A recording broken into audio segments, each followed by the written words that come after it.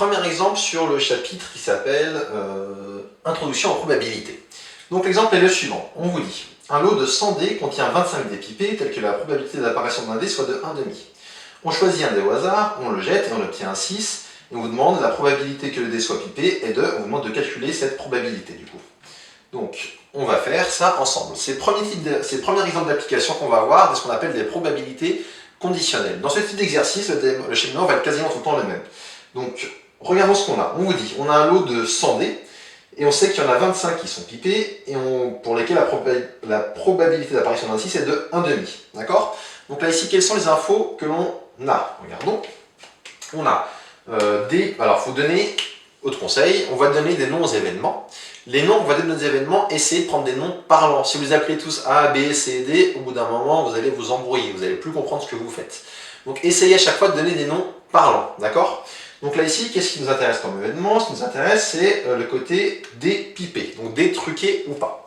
Donc on pourrait l'appeler P comme pipé, mais je vais garder la lettre P pour les probas, je vais l'appeler T comme truqué. Donc l'événement T, je vais considérer, c'est le dé est truqué.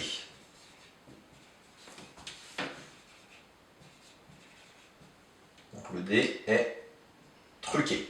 Qu'est-ce qu'on vous dit d'après l'énoncé? C'est que sur un lot de 100, il y en a 25 qui sont truqués. Donc ce que vous dit l'énoncé, c'est que la probabilité de T est égale à 25 sur 100, c'est-à-dire un quart. Ensuite, on vous dit que la probabilité d'apparition d'un 6 est de 1,5 pour ces dés, et que si on prend un dé au hasard, on le jette, on a obtenu un 6, on vous dit on vous demande la proba que le dé soit pipé qu'on a pris. Ok. Donc l'autre événement qui nous intéressait ici, c'est avoir un 6, c'est ça qui est particulier. Donc j'ai noté S, événement, avoir un 6. Qu'est-ce que je sais? On vient de vous dire que si mon dé est truqué, donc si mon dé est truqué, ça veut dire que je sais que le dé est truqué. Donc sachant que le dé est truqué, la probabilité d'avoir un 6, elle est de... mince, je l'ai oublié, c'était 1,5. Donc normalement, c'est pas ça, hein, on va le voir tout de suite après, mais là j'ai un dé truqué qui fait que je tombe sur un 6 une fois sur 2. Et autre chose que je sais que je vais devoir utiliser, que je n'ai pas ici, ou bien je ferai au fur et à mesure, je vous le dirai maintenant.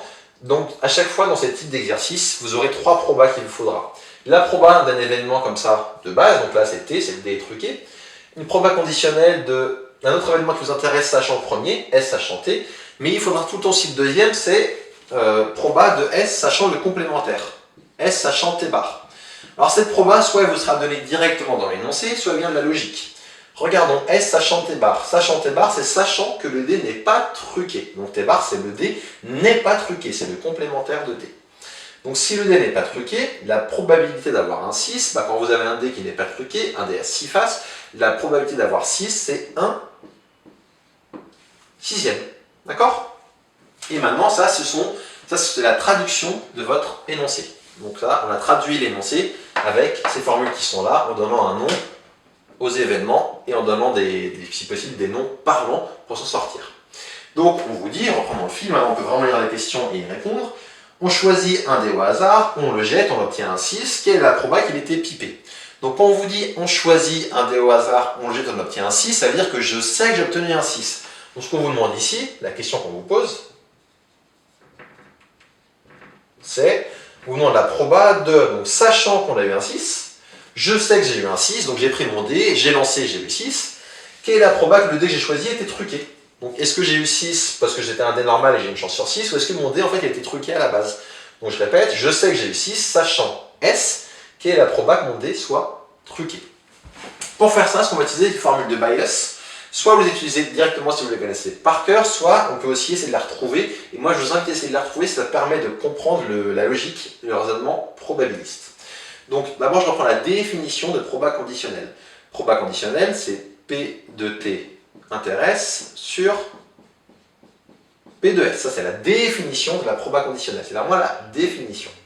Maintenant je regarde. P de T intéresse, il se trouve que je ne le connais pas, je ne l'ai nulle part. Comme j'ai essayé de vous expliquer dans la vidéo du poly, la proba d'une intersection, en général, je ne la connais pas. Sauf si je suppose que j'ai de l'indépendance, mais là ce n'est pas le cas.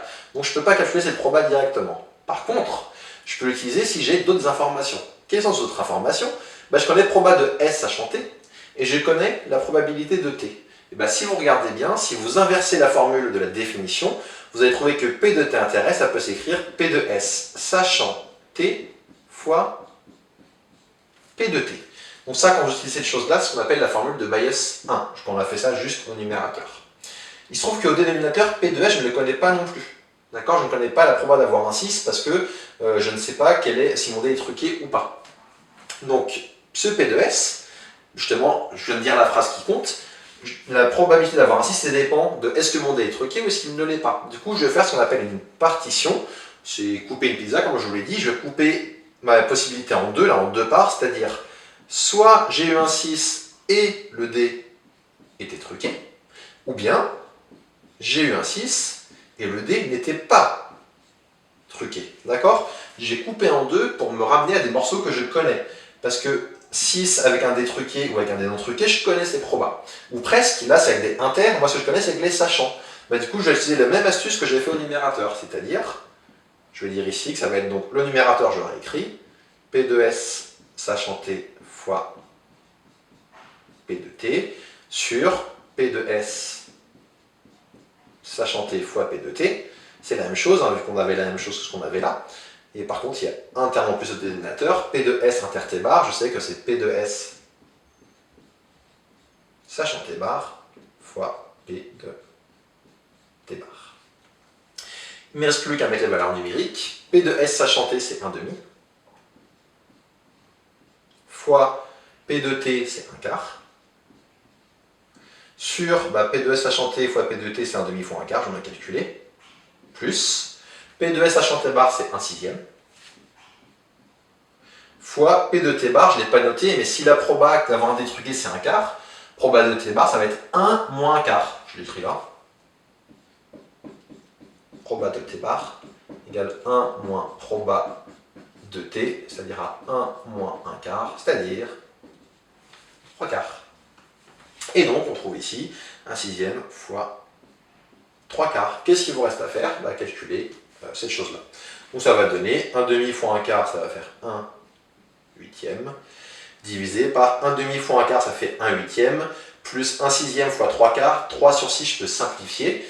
Ça, il va me rester 1 au numérateur et 2 au dénominateur, ça va me donner 1/8, 1/8 plus 1/8, ça fait donc 2/8. Et 1/8 sur 2/8, ça fait, si vous calculez, allez, je vous refais l'étape intermédiaire supplémentaire. Je vous rappelle, quand vous avez une fraction sur une autre fraction, ça revient à multiplier par l'inverse de la première fraction, donc du dénominateur, pardon. Donc 1/8 fois 8,5, les deux se simplifient et vous trouvez 1,5. Donc la proba était de 1,5. Quand on obtient un 6, dans cette configuration-là, la probabilité soit truquée, c'est 1,5, c'était une chance sur deux. Ça termine cette question, mais une petite remarque avant de terminer. Il y a une autre méthode que vous allez sans doute préférer et que vous aurez totalement le droit de faire. Et je pense que c'est celle que je vais appliquer, parce que ça sera plus facile, surtout à distance, pour l'utiliser, pour vous expliquer. Malgré tout, n'oubliez pas cette méthode, elle est vraiment assez pratique, elle permet de voir ce qui se passe derrière, elle permet de comprendre ce qui se passe dans la méthode qui va arriver là, je vais vous faire tout de suite. Donc elle permet de comprendre ce qui se passe et de voir d'où ça vient. Ça vient donc des formules de probabilité conditionnelle avec lesquelles on manipule un peu pour obtenir. Donc au numérateur, on appelle ça la formule de Bayes 1. Ici, au dénominateur, on appelle ça la formule de probabilité totale. Et quand je fais le mix des deux, j'ai la formule de Bayes 2. Ok, ça correspond à ça. Donc je voulais montrer comment la retrouver intuitivement. Mais sinon, on peut aussi la retrouver en faisant un arbre. Comment on va faire un arbre? Donc regardons, ici, quelles sont mes possibilités? Mes possibilités, c'est soit le dé est truqué, soit il ne l'est pas. Donc je vais partir ici d'un premier nœud et je vais dire soit mon dé est truqué, c'est-à-dire T, soit mon dé n'est pas truqué, c'est-à-dire T bar. Une fois que mon dé est truqué, la possibilité c'est avoir un 6 ou ne pas avoir un 6, et là c'est avoir un 6 ou ne pas avoir un 6. Je vais remplir les branches maintenant. Dé truqué, j'ai dit que j'avais une probabilité d'1/4 d'en avoir un. Donc si j'ai 1/4 d'avoir un dé truqué, j'ai 3/4 d'avoir un dé qui n'est pas truqué. Ensuite, pour ici, quand je fais la configuration que mon dé est truqué, j'ai un 6 avec une proba de le dé truqué c'était 1,5. Et donc je n'ai pas un 6 avec une proba de 1,5. Quand le dé par contre n'est pas truqué, quand il est normal, quand il est classique, proba d'avoir un 6 c'est 1/6, et donc proba de ne pas avoir un 6 c'est 5/6. Et maintenant, si vous regardez bien en fait, quand j'ai calculé ici, si je reviens à cet endroit-là, je vais le réécrire à côté. Donc si je réécris à côté, P de T sachant S, je reprends la définition, c'est P de T inter S sur P de S. Comment je vais trouver ça? P de T inter S, je vais chercher la branche de mon arbre où j'ai à la fois T et S. T et S, ça va être celle-ci. Ça va donc me donner 1/4 fois 1/2. Ça, c'est pour P de T inter S. Si je prends maintenant P de S,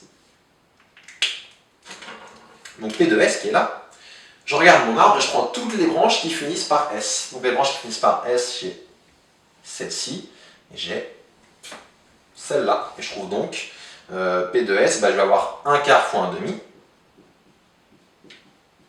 plus l'autre branche, c'est 3/4 fois 1/6.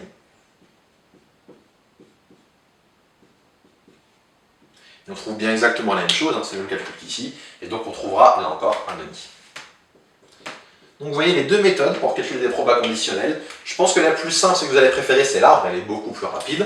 Par contre, dans cette méthode, il faut aussi écrire ça, il faut bien écrire les lettres. Si vous me parlez de T et de S sans les définir, ça ne marche pas, il faut bien poser vos événements. Mais vous écrivez ces deux choses-là, vous faites votre arbre et vous avez votre solution. Néanmoins, encore une fois, c'est bien de savoir ce qui se passe derrière pour pouvoir réappliquer ce type de formule. Il faut se dire que là, j'ai fait un arbre avec 2 événements, parfois il y aura plus de 2 événements, mais on pourra quand même faire des arbres et s'en sortir. Donc retenez bien ces astuces pour les probas conditionnels. Donc là, on a fait ça dans le cadre des probabilités conditionnelles.